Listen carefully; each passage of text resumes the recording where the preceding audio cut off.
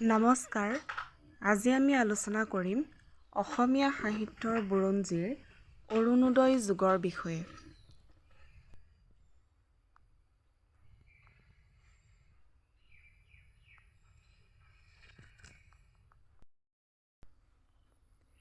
কিয় অৰুণোদয় যুগটোক ৰূপান্তৰৰ যুগ বুলি ক'ব পাৰি?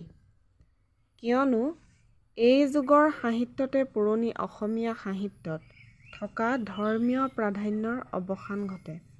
অসমীয়া সাহিত্যলৈ পাশ্চাত্য সাহিত্যৰ বৈশিষ্ট্যপূৰ্ণ কবিতা, প্ৰবন্ধ, নাটক, উপন্যাস আদি বিভিন্ন অংগবোৰৰ উকমুকনি উঠে।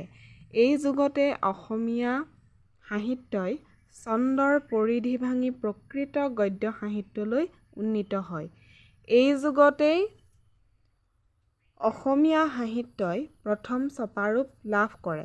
১৮৪৬ চনত প্ৰথম অসমীয়া সংবাদপত্ৰ তথা আলোচনী অৰুণোদয় প্ৰকাশ পায়। এই আলোচনীখনৰ নামেৰেই অসমীয়া সাহিত্যৰ বুৰঞ্জীত এই ৰূপান্তৰৰ কালছোৱাক অৰুণোদয় যুগ বুলি নামাকৰণ কৰা হৈছে। অৰুণোদয় যুগটোৰ বিস্তৃতি কাল ১৮২৬ চনৰ পৰা ১৮৮৮ চনলৈ। এনেধৰণৰ ভিডিঅ'সমূহ পাই থাকিবলৈ মোৰ চেনেলটি প্লিজ ছাবস্ক্ৰাইব কৰিব আৰু আপোনালোকৰ মতামত জনাবলৈ নাপাহৰিব। ধন্যবাদ।